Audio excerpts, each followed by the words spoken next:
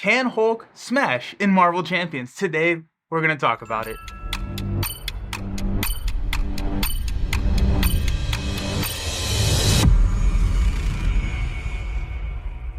Hello and welcome back to Nelson All Over Cards. Today we're doing a Hulk review, a deep dive into everyone's favorite character in Marvel Champions. I did play 4 different games with Hulk. Actually, I think 5. I think I did 5 this time. And those will be linked down below, but you can see Hulk played in Marvel Champions in all 4 of the aspects, and then that 5th game was a additional aggression game for Rush. So those are there. And that kind of level set us so that we can talk about who Hulk is. Now, I do want to specify that this is a solo review about Hulk, and we will talk about multiplayer thoughts later at the end of the video, but just to level set everyone, this is talking about solo play, true solo play. Let's talk about the alter ego. Now, this is kind of where the sadness starts. Bruce only has a 5 hand size when I really wanted him to have 6. He is Genius traded, so we'll talk about ingenuity here in a little bit, but he does have the experimental research action, which is draw a card and discard a card. This is significantly worse than like Tony's futurist ability, where you get to look at 3, discard 1. Tony has that 6 hand size. So many characters have a 6 hand size. I really wish that Bruce had 6 and a better ability, but here we are.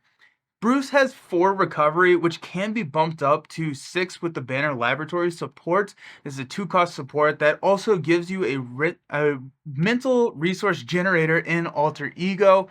I typically just sit with that 4 recovery because the 2-cost support really doesn't get to pay itself back very frequently, unless we're going like multiplayer or a longer term game. I'm very rarely seeing this pay back off because I want to be in Hulk form, the hero form, so much more frequently than I want to be in Alter Ego for solo play. So yeah, the nice recovery, however, is symbiotic with Hulk's biggest strength, and that's his 18 health. So this is the most health that we have of any champion in the game as of now. He can get even higher with some of his cards and also some cards that we can add into the deck, but this is where Hulk's strength lies. This, and he has some crazy strong cards, but the 18 health is, I think, his biggest asset. And so the nice recovery can be a boost if you are taking a lot of hits. If you're playing cards that have the villain attacking you, you can lean into getting more value out of the Banner's Laboratory. But here we are. 18 health. Don't really take damage in Alter Ego, so let's flip the card over and talk about the hero form. So Hulk on hero has a 0-3-3 stat line, which is not what we want for solo. Solo, we want high... Not variance. I was about to say variance. We want balance. That's the right word. We want balance, and this is high variance. Hulk cannot thwart. Well, he can. You can bump that up, and you can actually take a basic thwart action. You just cannot be effective at that. Now, the 3 attack is really good. The 3 defense is really good, but a lot of times, especially in solo, that thwart is going to be our biggest weakness. He does have I'm not going to call it an ability, but a printed disability on his card called Enraged. It's the only hero in the game that has a negative effect rather than a beneficial one, and it says that at the end of your turn you have to discard your hand. So this does not allow for a lot of planning. Now, usually we don't want to carry over cards. We want to use them or sync them, but the real issue here is the lack of the positive ability. And so if Hulk was blank, he would be better, but not, I don't think that much better. I think Enraged is not a super big hindrance, because if we're being efficient, we don't have any cards to discard. Anyways, it can hurt with some protection builds or some builds that have some defense events, and you draw into them, you would then have to discard them, and so you have to kind of luck into drawing in some of those defensive events in hero form in order to use them. So that's, I think, the worst case scenario. Let's talk about Hulk's cards. There are a ton of ways to deal damage, and Hulk's strength outside of his high health is taking down a lot of villain health. And so let's start out by talking about a 1-cost upgrade called Boundless Rage. It's a 1-cost +1 attack, but then you have to discard it. It's a forced response to discard when you do change to Alter Ego. I like this card because in most turns, you are using your basic activation to activate or to attack. That is what you are mainly doing. That 3 attack bumps to a 4, then you get to utilize that. And we do have cards that will benefit off of Boundless Rage that we'll talk about here in later, but specifically Crushing Blow is kind of the most straightforward one. It's a 1-cost physical requirement attack event that deals damage equal to your printed attack, or no, not your printed, your attack. So this is really efficient. This is actually a really efficient card. It's a 1 for 3, or if you have Boundless Rage, 1 for 4. If you've modified your attack any way else, could be 1, 5, 6, however high it goes. The Boundless Rage Crushing Blow combo is fairly decent. Let's talk about some of the cards that are not as good as those two. Thunderclap is his AoE damage. It's 3 cost. I call it the threes card. It's a 3 cost, 3 enemies, each take 3 damage. I don't love it. It's kind of expensive for what it does. I wish I could kind of target the same enemies similar to like a Dance of Death situation where I can, hit one enemy 3 times. That seems way better. But Thunderclap, especially in a solo play, sometimes there's not enough targets to actually get it to be fully effective. Then you're paying 3 for 6 damage, which is over. And it's really good in specific situations, but even if you have that situation, you need to have this card in your hand, which is not super easy for Hulk to do because he only has that 4 hand size. This is typically a pass for me. It is a printed physical resource, like 14 out of the 15 cards in his deck are. And so a lot of the requirements for Hulk's cards are physical resources, so at least this can be used to pay for those. Let's talk about the fun card, and that is Hulk Smash. This is a 3-cost interrupt, and says when you make a basic attack, you get plus 10 attack. If only physical resources were used to pay for this card, you get overkill. This is nice, but it can be overkill, and pun very much included there. If you do not have a minion on the board and you're going face with that villain, you want to use this card. You can't hold on to it for next turn, so you want to be using this. You get 2 of these in your deck, and this can be a significant chunk of the villain's health. However, if the villain's sitting at 6 health, you have Boundless Rage out, you are, oh my goodness, math, you're doing 8 extra damage because you're now attacking for 14, and then there's only 6 damage out there. And so it can be a little difficult to make it work. It also gets very heavy teched against. If you're exhausted, there are ways to fix that. If you are stunned, there are ways to fix that. Now, I would say not as many ways as when Hulk came out, and I will say Hulk has improved over the last year or so. We've gotten a lot of cards that support Hulk, but if you're exhausted, if you're stunned, or if like the villain has a tough card, this can be hard to play. This can be hard to play. My favorite way to use this is if we have one of those big minions out there, we still get a significant amount of overkill damage. Even if we are attacking a 6 health and 8 health minion, we're still getting overkill, which can help with that. But in solo play, if you're going right at the villain, a lot of times this is too much damage. Just is. Next card I want to talk about fixes one of those problems that I was talking about with Hulk Smash, and that is, being ready. So if the villain phase exhausts you, or you're exhausted for whatever reason, you are locked out of playing Hulk Smash. Then you have to discard Hulk Smash or flip down to Alter Ego in order to get any value out of it. And so you can ready up with Unstoppable Force. I like this card. It's outshined a little bit by a basic card that we have, but Unstoppable Force is a 2-cost ready, and if you only used physicals to pay for it, you get to draw a card. This is actually really easy with the current card pool. I was going to talk about this later in the video, but I guess now is just as good a time as any. But Hulk wants physical resources. He wants to build his deck with physical resources because so many of his cards either require physical resources, get an extra benefit if you have physical resources. And so when we're looking to deck build, we are very much looking for those physical resources to add into our deck.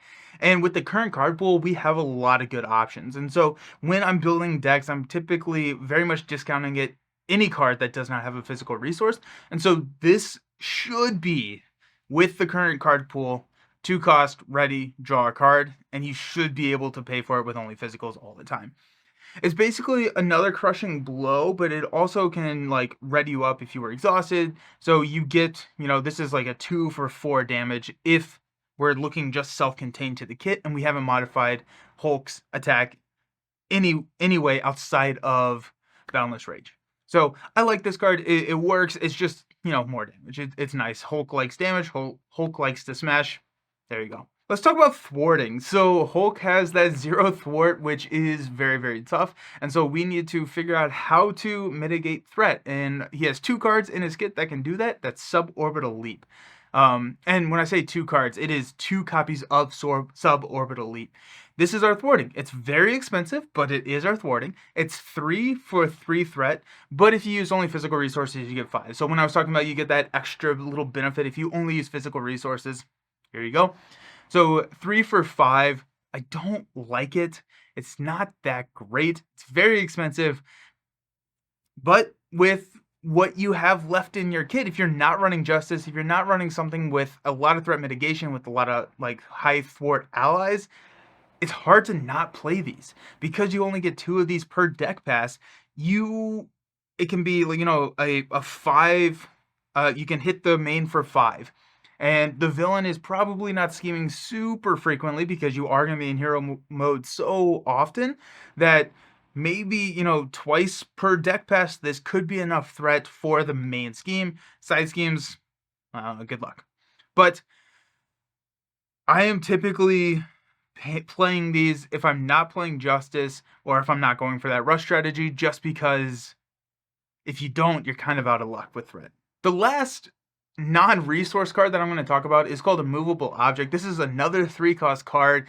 You'll notice a pattern here. Hulk likes his expensive toys apparently, but this is a card that gives you +4 hit points, taking you up to 22 hit points and Retaliate 1.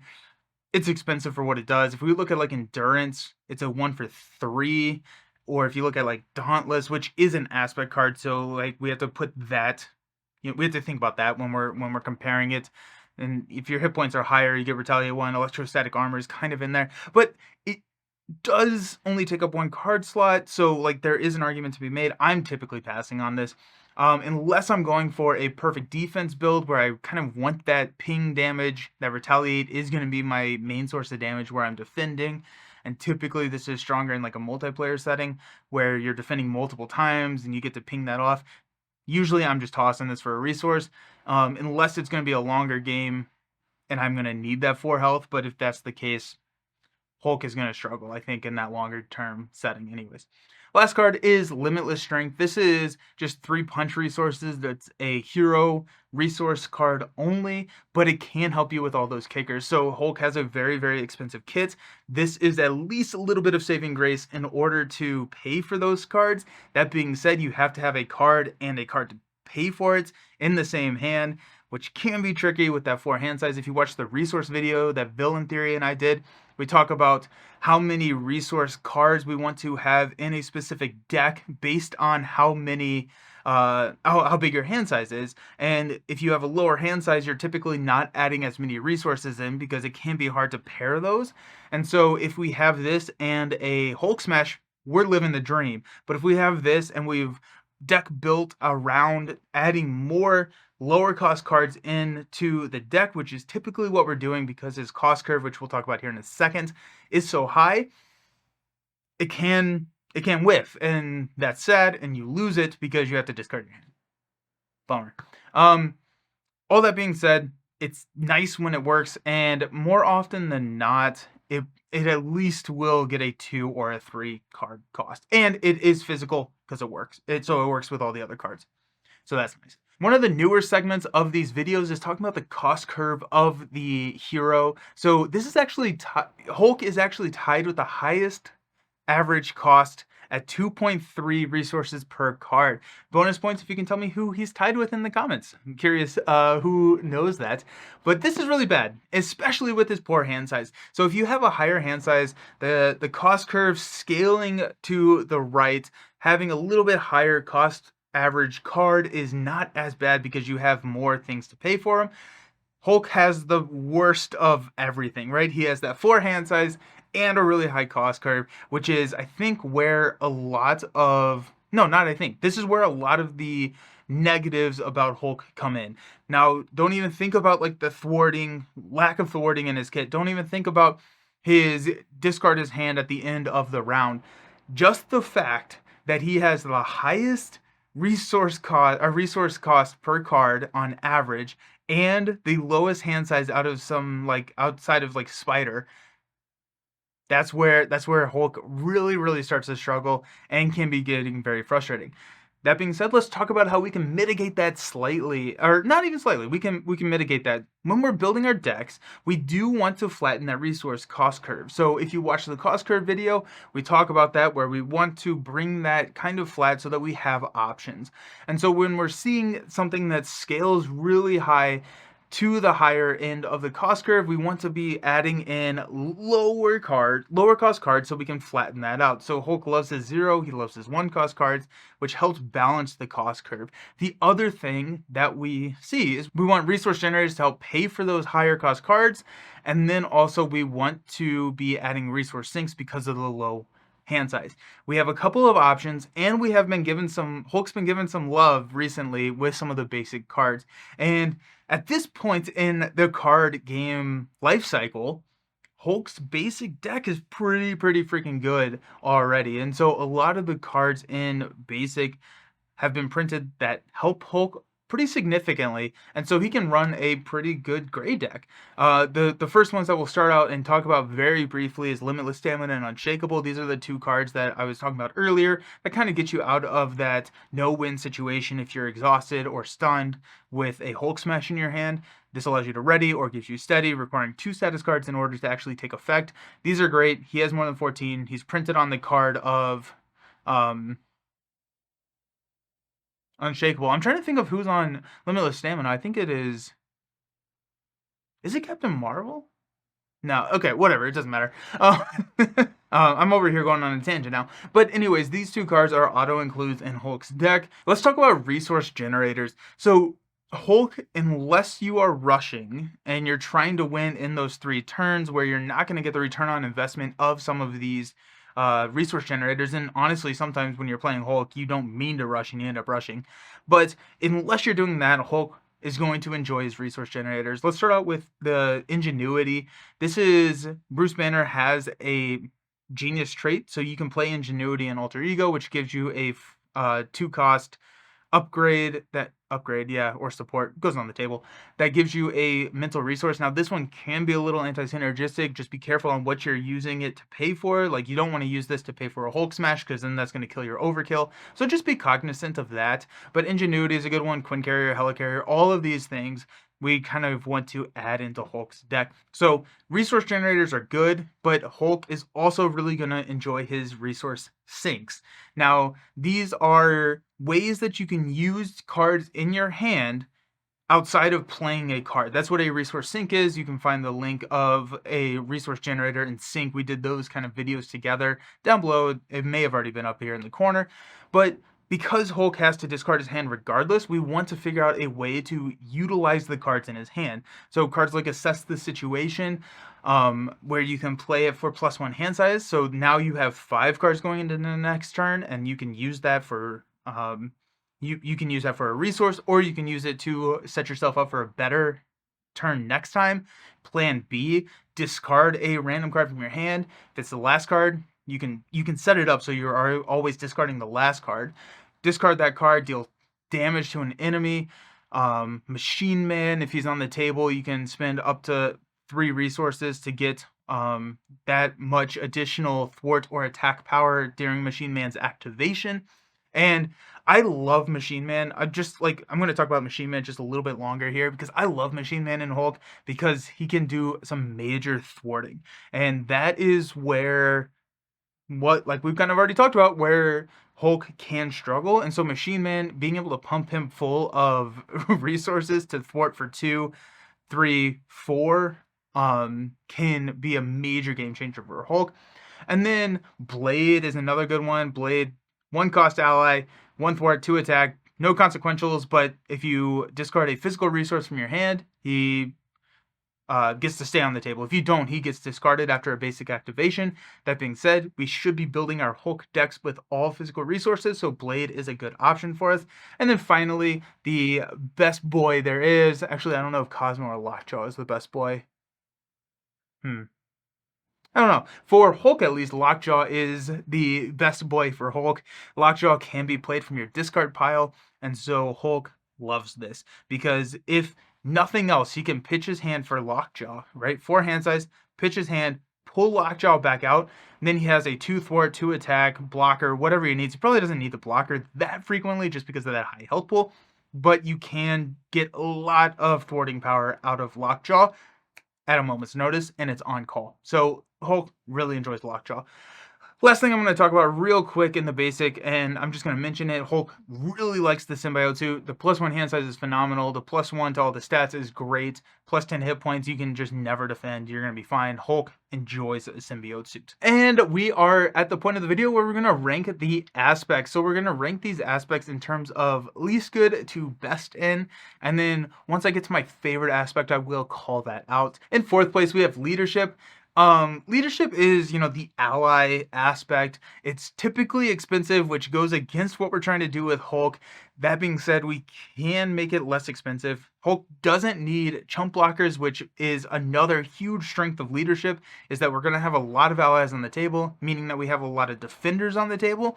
Hulk does not need that because he has that high health pool. So he doesn't need, I should say he doesn't need it as much. But leadership just kind of is a little bit anti-synergistic of what we're trying to do. That being said, clarity of purpose, Hulk loves. So add that into your Hulk leadership decks. In 3rd place, I have protection. So protection works in 2 different lanes. Actually, you know what? I may have done 2 protection games with Hulk now that I say it. It was too long ago. This video is significantly overdue, so I apologize about that. But Hulk, yeah, it was both. It was 2 protection games. Hulk has the perfect defense build where he can, just never take damage, defend every time, activate all your upgrades, your hard to ignores, your unshakables, your unflappables, all of that to, just the perfect defense archetype. He can do that. It's good. He has that 3 defense. Armor Vest puts him at 4. He has Retaliate in his kit. So he can work into that. It is a little bit more difficult to pull off because you are discarding the cards, similar to what we talked about earlier in the video. Because you're discarding cards at the end of your turn, you have to luck into drawing a defense event. And so when I'm running a perfect defense, I kind of lean away from the events and more into the upgrades and how I can manage that on the table. But that is protection. The other way that he can run protection, which is a better way of running protection, is his always ready ability. There's so many things in protection, or there's so many ways in protection to heal and ready, that the always ready to use what doesn't kill me to stand up. It's physical. It requires a physical. It's printed effectively for Hulk. It has Spider-Man on the card, but Hulk likes it more. So that's another way to do it, is just to continuously stand up with that. Your unstoppable forces, your limitless staminas. I'm trying to remember all the cards. Stand up, stand up, stand up, attack, attack, attack. Especially if you have that boundless rage, for each time, we're good. In 2nd place, and this is where the lines start to get a little blurred for me, because it kind of depends on playstyle at this point, and we have different ways that we can rank it. In 2nd place, I have aggression. This is in 2nd place. Rush is really good. Rush with Hulk is very, very good. He can blitz down a hero very quickly. Now, I have it in 2nd place because it is less consistent than Justice, which is our 1st place. That and when I'm saying that is if we're going up against, someone who is not rushable, we're going to have a really hard time rushing against that villain. If we're going up with someone really high health pool, expert Thanos, right, it's going to be very difficult to rush. That being said, put him up against any standard villain, put him up against those lower health expert villains. Rush is going to be an excellent way for Hulk to win because you don't have to worry about thwarts, and he's going to be really good in Rush. Honestly, this is probably my favorite way to play Hulk. I do enjoy the Rush with Hulk just because it feels very fun to smash, and that's what Hulk wants to be doing. And I do feel the theme and aggression coming across, and then just being able to smash and just rush down. Best aspect is Justice. This is the best because it increases the consistency of what Hulk can do. It offsets his low thwarting potential and allows you to focus on damage with his cards and use the yellow cards to thwart. same thing that we've been saying for the last couple of reviews. If you have a weakness in your kit, your best solo aspect is probably the one that complements that weakness the best.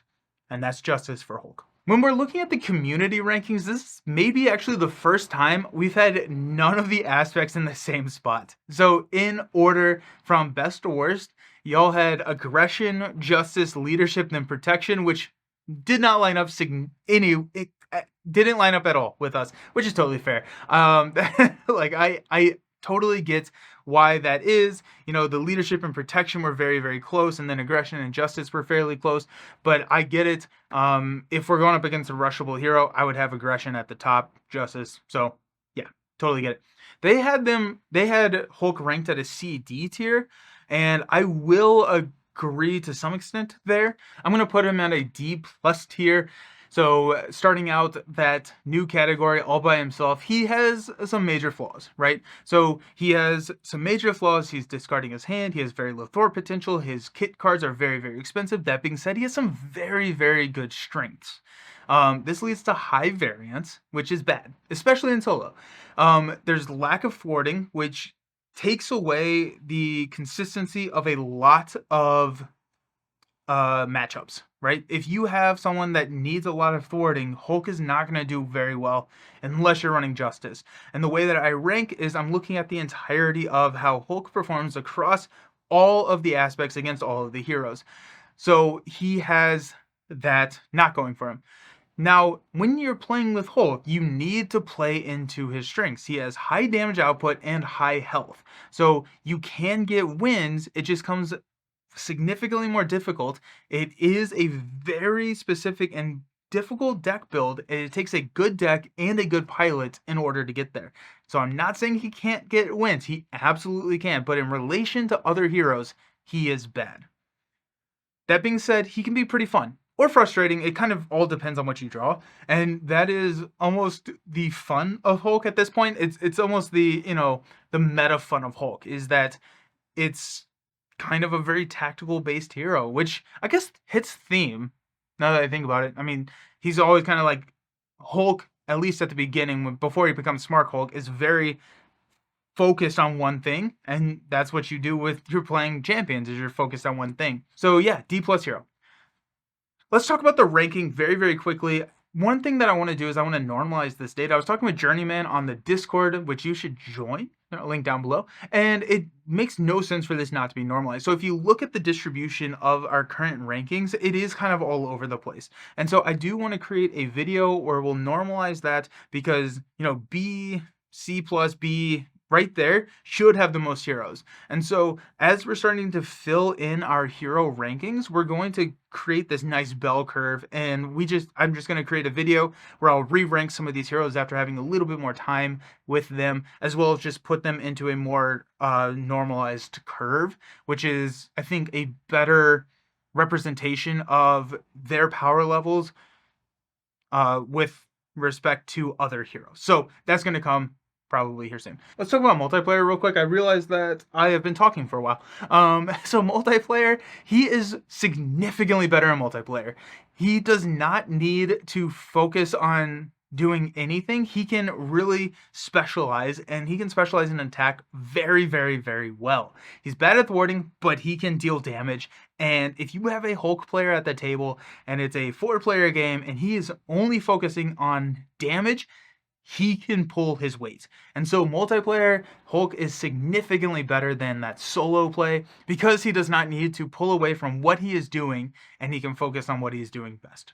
So that is the Hulk review. If you enjoyed this video, I invite you to give it a thumbs up and a subscription to the channel. I'm doing all of these heroes. I do weekly. I used to say daily, but in the summer it's been a little bit slower just with some vacations and stuff, but that should be picking up back soon. And we're going to be jumping into our next hero spotlight, which should be revealed the same day that this video comes out. So enjoy that and look for that. I'll see you around. Thank you all so very much for watching, and have fun playing Marvel Champions.